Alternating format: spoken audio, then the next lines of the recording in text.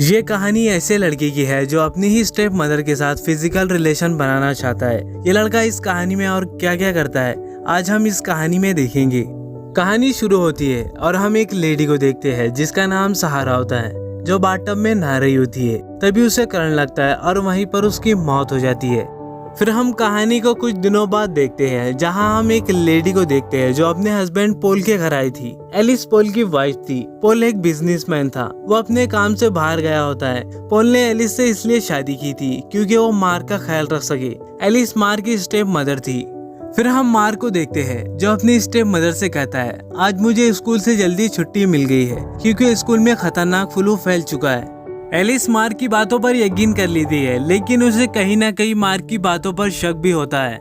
Alice mark में notice करती है ये इतना छोटा है, लेकिन इसकी बातें जैसे कोई बड़ा शख्स बातें कर रहा हो। अगले दिन एलिस को उसके हस्बैंड का कॉल आता है। पॉल मार्क से बात करना चाहता था।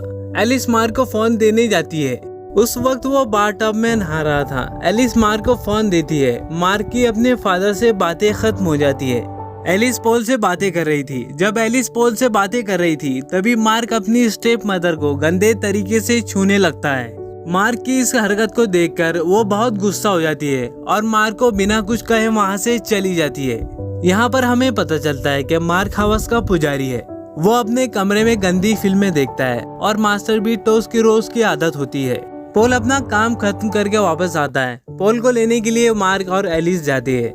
जब वो कार में घर वापस आ रहे थे, पॉल एलिस को टच करने लगता है, जिसकी वजह से एलिस का ध्यान हट जाता है। उनका एक्सीडेंट होने ही वाला था, लेकिन वो बाल बाल बच जाते हैं। घर आने पर एलिस और पॉल इंटीमेट होते हैं। तभी मार्क अपने खेल में बहुत बिजी होता है। इसके बाद ये सब डिनर के लिए रेस्टोरेंट जाते हैं। तभी पॉल एलिस से कहता है, क्या तुमने मेरे लॉकर से पैसे निकाले हैं? एलिस कहती है कि ये सब मार्क ने किया होगा। तभी मार्क कहता है कि उस लॉकर में से मैंने $10 लिए थे। एलिस मार्क से कहती है कि तुमने तो कहा था कि सब पैसे मैंने निकाल लिए हैं। मार्क कहता है कि मैंने ऐसा कुछ नहीं कहा और सारा इल्जाम एलिस पर आ जाता है। इसके बाद एलिस मार्क के कमरे की तलाशी लेती है, लेकिन उसे पैसे तो नहीं मिलते, लेकिन उसे एक लेटर मिलता है। अगले दिन मार्क अपने डैड के साथ स्विमिंग कर रहा था। मार्क अपने डैड से एलिस की बुराइयां करता है। वो कहता है कि वो बहुत बुरी है और मेरा ख्याल बिल्कुल भी नहीं रखती। एलिस ये सब खामोशी से सुन रही थी। पॉल मार्क की बातों पे जरा भी ध्यान नहीं देता। दरअसल पॉल को लग रहा था ये सब एलिस को पसंद नहीं करता, इसलिए कह रहा होगा। और वो अपने डैड से कहता है कि एलिस ने मेरे कमरे की तलाशी ली है। पॉल इस बात पर एलिस से पूछता है, लेकिन वो कोई जवाब नहीं देती। कुछ दिनों बाद एलिस मार्क का परफॉर्मेंस जानने के लिए उसके स्कूल के प्रिंसिपल से मिलती है, जहाँ उसे पता चलता है कि मार्क को स्कूल से निकाल दिया गया है। मार्क की स्कूल की कोई भी छुट्टियां नहीं चल रही थी। स्कूल की तरफ से उसे नोटिस दिया गया था, जिसे एलिस ने मार्क के कमरे की तलाशी करते वक्त देखा था। स्कूल के प्रिंसिपल से उसे पता चलता है मार्क आसपास की लड़कियों को नहाते हुए देखता है और लोगों को इंटीमेट होते हुए देखता है और साथ ही उनकी पिक्चर्स भी निकालता है। मार्क की इन्हीं गंदी हरकतों के वजह से उसे स्कूल से बाहर निकाल दिया गया है।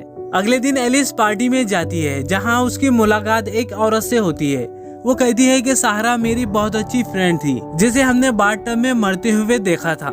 एलिस को शक था कि मार्क ने ही सहारा को मारा है। एलिस पॉल को ये सब कहने की कोशिश करती है। वो पॉल को मार्क की सच्चाई बता देती है, लेकिन पॉल को यकीन नहीं होता। तभी एलिस सेकंड फ्लोर पर जाती है, जहां वो देखती है कि उसके बेडरूम की छत पर होल है, जहां से बेडरूम को आसानी से देखा जा सकता है। एलिस को पता था कि यह हरकत मार्क ही कर सकता है, जहां से वो एलिस को इंटीमेट होते हुए देखता था। तभी एलिस मार्क के कमरे में जाती है और वो उससे पूछती है कि उन्हें वो क्यों देखता है। मार्क एलिस से कहता है कि मुझे ये सब करने में बहुत मजा आता है। एलिस उससे पूछती है कि सहारा को भी तुम ऐसे देखा करते थे। मार्क कहता है कि सहारा में मुझे कोई भी इंटरेस्ट नहीं था, क्योंकि वो तुम्हारी तरह अट्रैक्टिव नहीं थी। तभी एलिस मार्क से पूछती है सहारा की मौत कैसी हुई। मार्क कहता है कि उसे करंट लगने की वजह से उसकी मौत हो गई थी। एलिस मार्क से कहती है कि ये सब तुमने ही किया था। एलिस मार्क से कहती है कि तुम सब जानते हो, लेकिन कुछ नहीं कह रहा है। मार्क कहता है कि ये सब तुम्हें क्यों कहूँ और इसमें मुझे क्या मिलेगा। तभी एलिस उसे पैसे ऑफर करती है और वो मना कर देता है।